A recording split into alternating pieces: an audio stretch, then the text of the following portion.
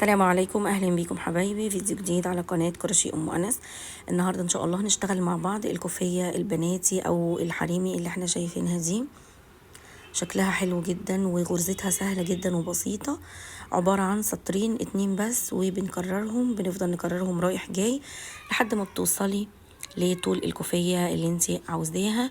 وانا استخدمت هنا خيط اسود وفيه زي شعيرات ملونة كده. هو مش جنجاه، هو كله اسود بس فيه شعيرات ملونه زي ما احنا شايفينه كده، وهوريه لكم كمان في البقره نفسها لما نبدا نشتغل. ده شكل الغرزه. سطر بيبقى غرز حروف في كده، والسطر التاني بيبقى 3 اعمده داخل حرف الفي. هو ده شكلها، بجد رقيقه جدا وشيك قوي قوي في اللبس. انا عاملاها لنفسي ولبستها لقيتها حلوه جدا، يعني بجد شيك قوي قوي قوي في اللبس. وما اخدتش خيط كتير ولا حاجة، كل اللي اخدته 200 جرام بس من الخيط ده. تعالوا على طول نتعرف على نوع الخيط وطريقة تنفيذ الكوفية. هنا ده الخيط اللي استعملته لتنفيذ الكوفية، خيط لندن، وده طبعا استوكات. هستعمل معاه ابرة مقاس 4.5، وانا قلت لكم ان هبين لكم الفتلة، هوضحها لكم اكتر، اللي هي فتلة الخيط نفسها. بصوا فيها زي شعيرات كده ملونة، ازرق واصفر وبامبا واخضر، بجد فيها كل الالوان. عجبتني قوي قوي وحلوة جدا. هبدأ كده اجيب طرف الخيط من داخل الشلة، وهنبدأ كده نشتغل ونقول بسم الله. اول حاجة ببدأ بعقدة البداية كأي مشروع بنشتغله مع بعض.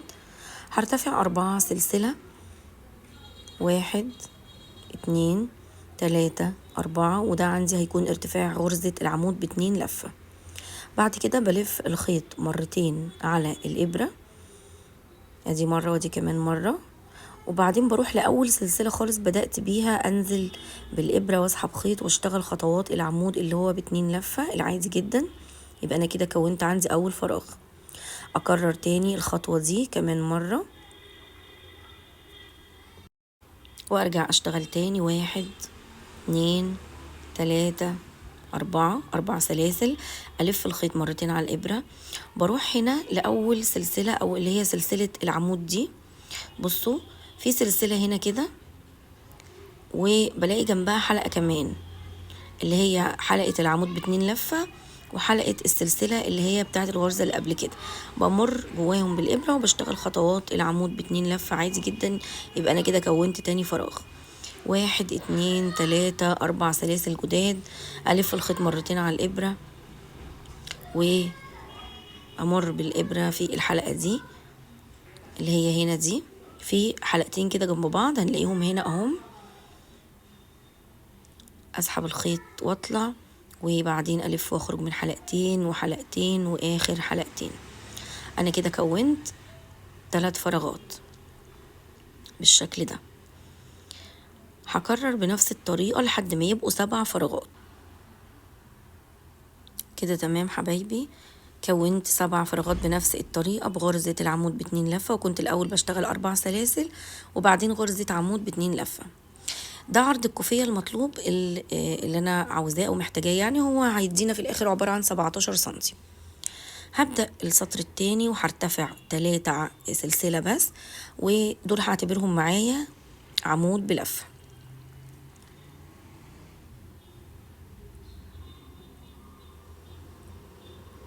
اوكي، بعد كده هبدأ اشتغل بقى داخل الفراغات دي اللي انا كونتها في السطر اللي قبل كده. الفراغات دي بعد ما ارتفعت 3 سلاسل الف الخيط مرة واحدة بس على الابرة، هروح هنا في الفراغ ده واشتغل 3 عمود بلفة في نفس المكان. فده كده عندي اول عمود كده 1، الف الخيط وانزل في نفس المكان 2 عمود بلفة واحدة بس مش ب2 لفة، الف الخيط وانزل في نفس المكان كده تالت عمود. يبقى انا كده اشتغلت 3 عمود في الفراغ. انتقل على طول على الفراغ اللي بعده مباشرة واشتغل برضو 3 عمود بلفة واحدة بس. 1 2 3 عمود بلفة في نفس المكان. تمام كده. الف الخيط على الابرة واروح للفراغ اللي بعده على طول مباشرة بدون اي فواصل او سلاسل، واشتغل برضو 3 عمود بلفة في نفس المكان. هو ده شغلي على مدار السطر كله. هشتغل في كل فراغ بيقابلني 3 عمود بلفة. ده هيعتبر معايا اول سطر من التكرار مش تاني سطر. اول سطر ده كان تأسيس، بس مجرد تأسيس للغرزة. خلصت اول سطر كده في الكوفية ومليت الفراغات. هاجي هنا على زاوية الكورنر دي، في هنا زاوية اهو او غرزة كده في الكورنر، هشتغل فيها غرزة عمود بلفة. يبقى زي ما بدأت الراوند عندي ب3 سلاسل او السطر عندي ب3 سلاسل، برضو هنهيه بغرزة عمود. بعد كده برتفع 4 سلسلة، ده ارتفاع غرزة عمود ب2 لفة. ده يعتبر السطر التاني في الكوفية.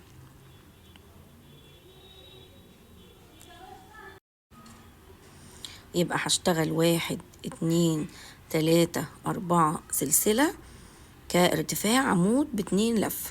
تمام. هلف الشغل وهبدأ في شغل تاني سطر من الكوفية او التكرار. هاجي على ال3 أعمدة دول وهشتغل في العمود اللي في المنتصف ده اللي هو العمود رقم 2.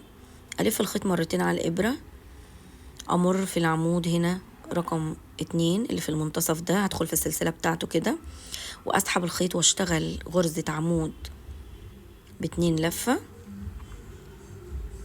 تمام. بعد كده 2 سلسلة والف الخيط مرتين على الابرة وانزل في نفس المكان اللي هو في العمود ده اللي في المنتصف رقم 2 واشتغل كمان غرزة عمود ب2 لفة.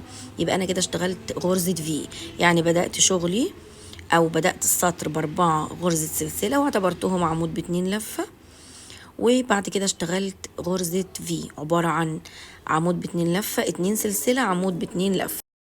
تمام. يبقى ده شكل غرزة حرف الفي عندي بالشكل ده، عمود ب2 لفة و2 سلسلة وعمود ب2 لفة في نفس المكان. بعد كده هكرر تاني نفس الخطوة، هلف الخيط مرتين على الإبرة، هاجي عند مجموعة ال3 أعمدة دول في العمود اللي في المنتصف اهم. عندي مجموعة 3 أعمدة، العمود اللي في المنتصف بدخل بالإبرة بشتغل عمود ب2 لفة. تمام. بعد كده 2 سلسلة وبعدين 2 لفة على الإبرة وأنزل في نفس المكان واشتغل كمان عمود ب2 لفة. يبقى أنا كده خلاص اشتغلت حرف الفي. هكرر بنفس الطريقة حرف في العمود اللي في المنتصف في كل على مدار السطر كله.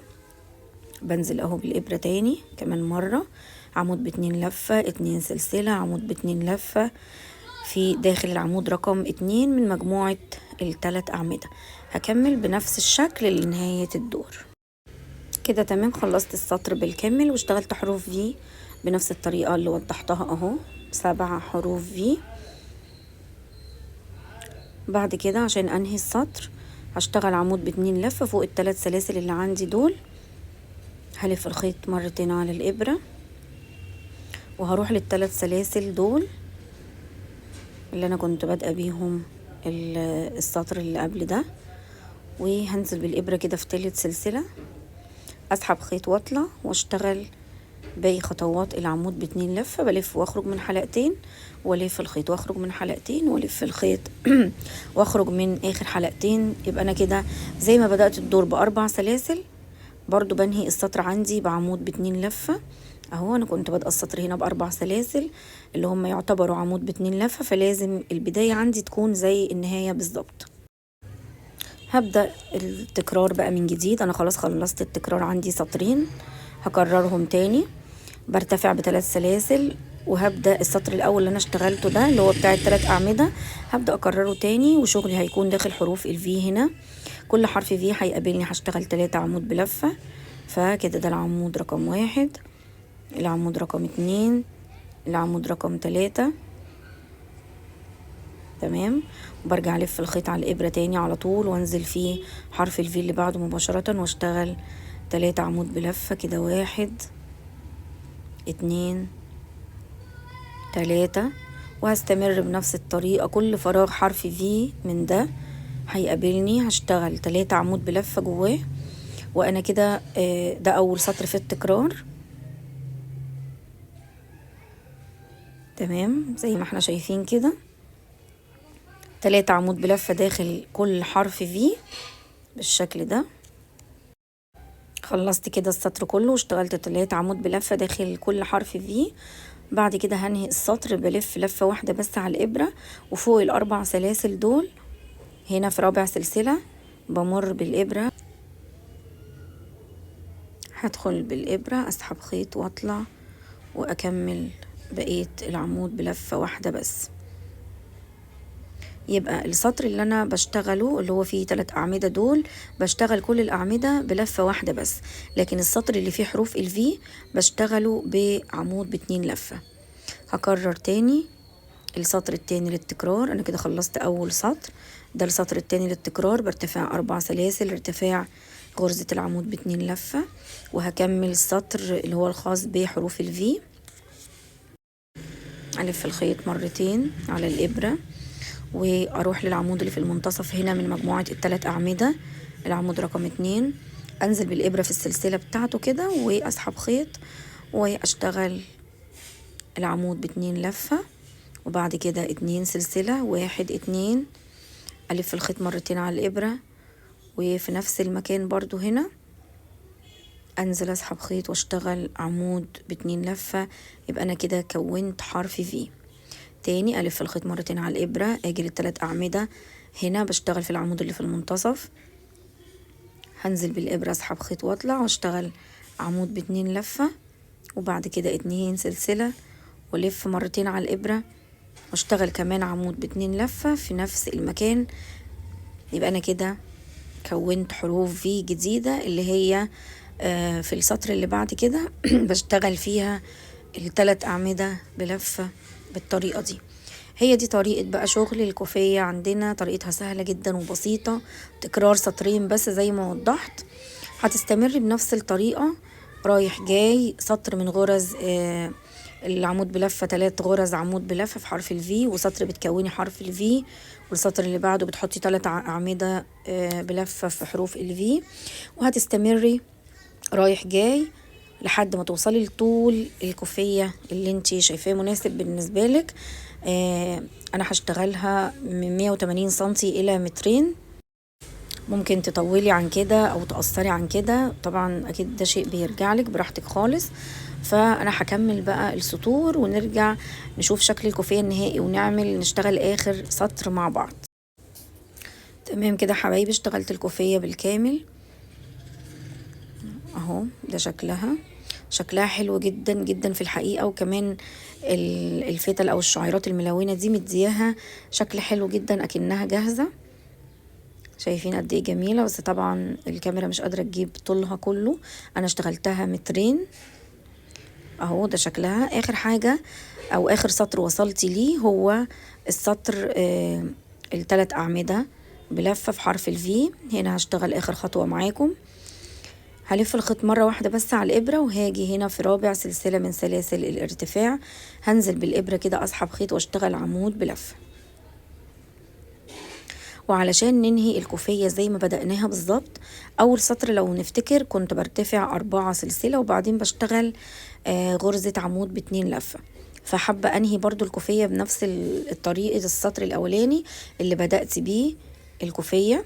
فبرضو هرتفع ال4 سلاسل اهم، 1 2 3 4، بلف الشغل وهشتغل بقى المرة دي ما بين الغرز التلاتات دول او ال3 أعمدة، بفوت ال3 أعمدة. في هنا عندي فراغ اهو، الفراغ ده اللي هو بعد ال3 أعمدة على طول، ما بين ال3 أعمدة دول وال3 أعمدة دول عندي فراغ هنا بشتغل فيه غرزة حشو. تمام. تاني 4 سلسلة 1 2 3 4، وبروح للفراغ ده اللي بعد ال3 أعمدة مباشرة هنا وبنزل اشتغل غرزة حشو. كمان مرة 1 2 3 4 سلاسل وبنزل اشتغل هنا غرزة حشو. يبقى انا كده رجعت الكوفية لأول سطر بدأت بيه. يبقى أول سطر بدأت بيه زيه بالظبط زي آخر سطر نهيت بيه الكوفية اللي أنا بشتغله ده معاكم اهو، عشان يبقى البداية والنهاية زي بعض بالظبط. بداية الكوفية اهو كانت برضو 4 سلاسل وعمود ب2 لفة اهو. لو جينا نشوفها كده فراغات اهو كونتها وكنت بشتغل فيها ال3 اعمدة، فكده هتديني نفس الطريقة بداية الكوفية مع نهايتها. خلصت السطر اهو للاخر، واخر حاجة اشتغلتها 4 سلاسل. هروح هنا في تالت سلسلة اسحب الخيط واشتغل غرزة حشو، وبعدين خلاص كده السطر الاخير بالنسبة لي خلص. هبدأ اقص طرف الخيط كده واخد سلسلة لتأمين الشغل وانهي الشغل بتاعي، واي زوائد للخيوط طبعا بتوهها في داخل الغرز. خلصت كوفيتنا الجميلة دي النهاردة. اتمنى يا رب يكون الشرح واضح وبسيط بالنسبة لكم. اتمنى كمان تكونوا استفدتوا.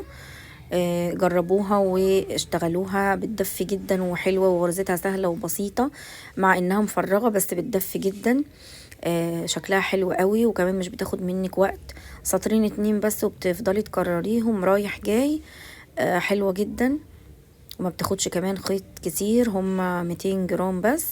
عرضها 17 سنتي وطولها 2 متر. بشكركم جدا في نهاية الفيديو لحسن متابعتكم. ان شاء الله استنوني في فيديوهات ومشاريع جاية كتير، والسلام عليكم ورحمة الله.